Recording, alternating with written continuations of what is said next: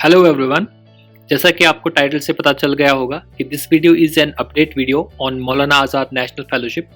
कुछ दिन पहले मैंने एक डिटेल्ड वीडियो अपलोड की थी जिसको काफ़ी अच्छा रिस्पांस मिला आप लोगों की वजह से। और बहुत सारे जो है स्टूडेंट्स के क्वेश्चंस थे, कंसर्न्स थे, क्वेरीज थी। तो मैंने इंडिविजुअली उनको कमेंट सेक्शन में कोशिश की कि मैं उनके जो क्वेश्चंस हैं उनको आंसर कर पाऊँ।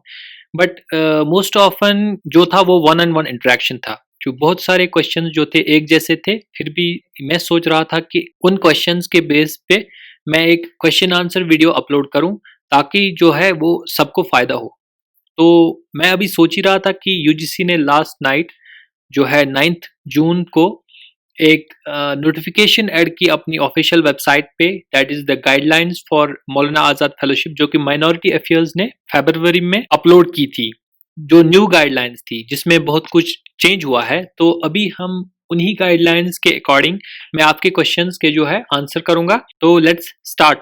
बेसिकली ये जो नए गाइडलाइंस हैं ये माइनॉरिटी अफेयर्स ने फरवरी में अपने ऑफिशियल वेबसाइट पे अपलोड की थी। तो अभी जब when the UGC was asking for information from July 2019 net students, तो काफी बच्चों के ये था कि शायद दिसंबर 2019 वालों को इंक्लूड नहीं किया जा रहा है, या सीएसआईआर वाले जो है बच्चे हैं उनको इसमें इंक्लूड नहीं किया, उनके लिए डिस्क्रिमिनेटरी है, या बहुत सारे ऐसे क्वेश्चंस थे जो कमेंट सेक्शन में मुझे दिखाई दिए।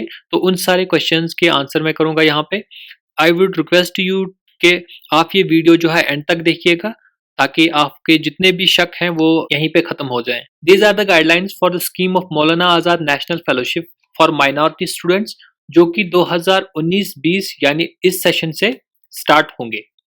तो हमको डायरेक्टली एलिजिबिलिटी पे चलना है कि कौन कौन एलिजिबल है। पहला क्वेश्चन यही था कि सर मैं एलिजिबल हूँ कि नहीं, मैंने इस टाइम नेट किया है, मैंने ऐसे किया है वैसे किया है, मैं उस वक्त पीएचडी में नहीं था फिर मैंने नेट किया। तो बहुत सारे क्वेश्चंस थे जिनका आंसर मैं अभी करूंगा।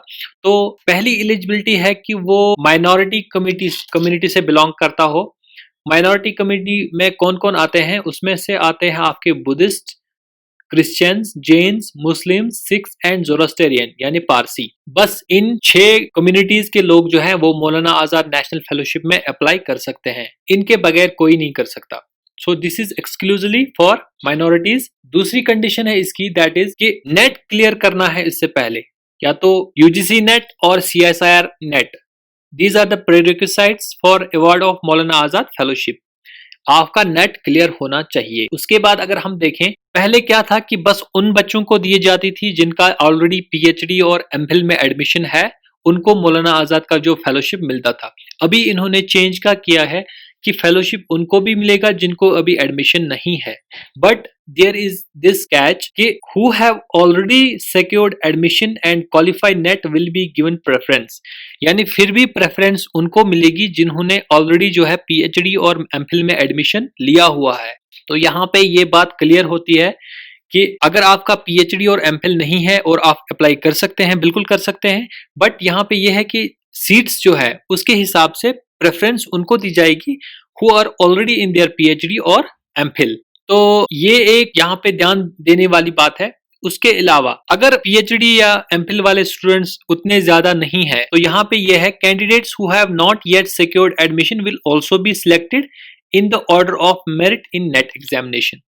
अब अगर किसी का पीएचडी या एमफिल में एडमिशन नहीं है और सीट्स कुछ बाकी रही हैं, तो वहां पे क्या है कि उनको मानव अवार्ड मिलेगा based on their percentage of net. Net में उनका कितना परसेंटेज है उसके हिसाब से उनका मेरिट बनेगा।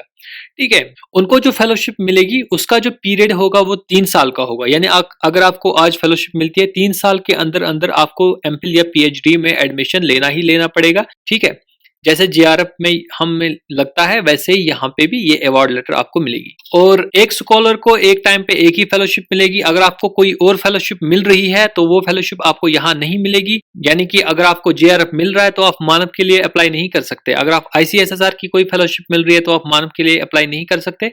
सो a scholar who is awarded fellowship, जिसको मानव की फेलोशिप मिली हो, उसको किसी और सोर्स से फेलोशिप या स्कॉलरशिप नहीं मिल सकती है। ठीक है, जब तक इसका टेन्योर खत्म ना हो। और एक इसमें है कि एम्प्लॉइज जो है employees of any university, college, educational institute, they are excluded from availing this fellowship. ठीक है, अगर वो लीव पे PhD कर रहे हैं या MPhil कर रहे हैं फिर भी उनको जो है फेलोशिप मानव की नहीं मिलेगी। तो this was the eligibility criteria कि कौन कौन से लोग एलिजिबल है। मैं फिर से दोहराना चाहूंगा कि पहले एलिजिबिलिटी है कि वो माइनॉरिटी में आना चाहिए, दूसरी एलिजिबिलिटी यह है कि आपका नेट क्लियर होना चाहिए, तीसरी एलिजिबिलिटी यह है कि आपका एडमिशन होना चाहिए एमफिल या पीएचडी में, बट वो जरूरी नहीं है।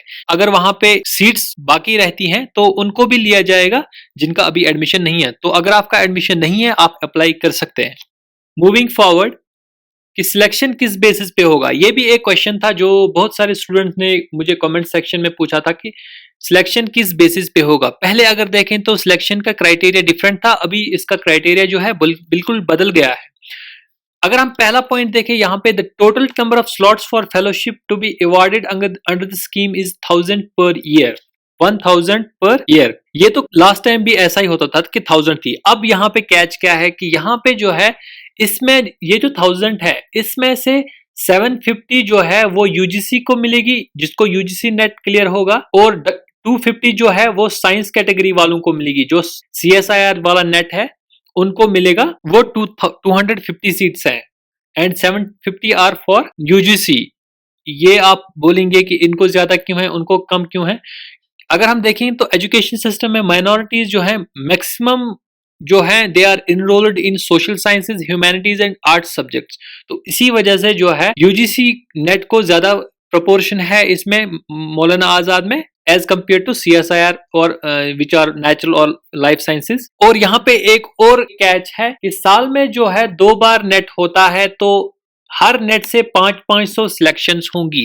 पहले एक ही मेरिट बनता था कि 1000 सीट्स हैं तो 1000 का मेरिट बनेगा। अभी क्या है कि 500 सीट्स जुलाई वाले नेट से ली जाएंगी एंड 500 सीट्स दिसंबर वाले नेट से ली जाएंगी। ये भी एक डिफरेंट इसमें चेंज आया है। बाकी जो है बाकी सेम है कि 30% रिजर्वेशन जो है इसमें फीमेल्स को मिलेगा और 70% बाकी जनरल को है। इसमें से रिजर्वेशन जो है डिफरेंटली एबल्ड को भी एज पर यूजीसी नॉर्म होगा। कम्युनिटी वाइज सिलेक्शन जो है नेशनल लेवल पे हो जाएगी and it will be basis on pro रेटा बेसिस। जो है पॉपुलेशन, जिस माइनॉरिटी की जितनी पॉपुलेशन है उतना प्रोपोर्शन उसका जो है इस फेलोशिप में होगा। तो अगर कोई अनयूटिलाइज्ड फेलोशिप इसमें किसी कम्युनिटी में रहती है तो वो दूसरी कम्युनिटी में ट्रांसफर की जाएगी, that will be also on the merit basis.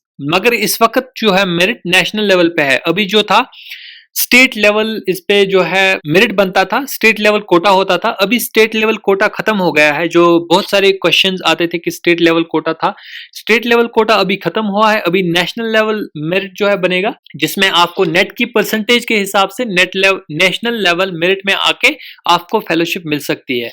इस पे भी बहुत सवालात हैं कि देयर आर डिफरेंट स्टेट्स जिनका एजुकेशन सिस्टम बहुत पीछे है तो उनको इससे नुकसान है।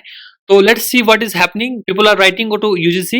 मूविंग फॉरवर्ड अगर हम ड्यूरेशन की बात करें कि ड्यूरेशन कितना है फेलोशिप का, तो एमफिल के 2 साल वो जेआरएफ मिलेगा आपको, पीएचडी के 5 साल, पहले 2 साल जेआरएफ, अगले साल अगले 3 साल, ये हमने बात की हुई है इन पे। तो 31,000 फेलोशिप है, ये सब हमने बात की हुई है। तो इन चीजों पे इसमें कोई कंफ्यूजन नहीं था। Confusion was only on eligibility and mode of selection. तो मैंने यहाँ पे जो है मैक्सिमम क्वेश्चंस जो आए थे कि कौन कौन सिलेक्ट होगा, तो उस बेसिस पे मैंने आपको आंसर किया है इन चीजों में। तो मैं फिर से बताना चाहूंगा कि यूजुअली जो लास्ट दो नेट होते हैं वही इंक्लूड होते हैं। अगर किसी ने 2018 दिसंबर क्लियर किया हुआ है और उसका पीएचडी में एडमिशन तब नहीं था और वो अभी नहीं अप्लाई कर सकते, क्योंकि अभी जो अप्लाई कर सकते हैं वो है बस जुलाई 2019 एंड दिसंबर 2019 वाले। अब जो इस बार का नेट होगा उसके लिए अलग से नोटिफिकेशन निकलेगी अगले साल। तो यूजुअली लास्ट 2 नेट्स इंक्लूड किए जाते हैं फॉर फेलोशिप। आई होप कि आपको ये वीडियो पसंद आई होगी। अगर पसंद आई हो तो kindly give it a thumbs up and अगर आपने अभी तक भी सब्सक्राइब नहीं किया है तो kindly subscribe this channel and press that bell icon so that you will not miss any update. Thank you for watching this video. I will be uploading updates regularly. Thank you so much.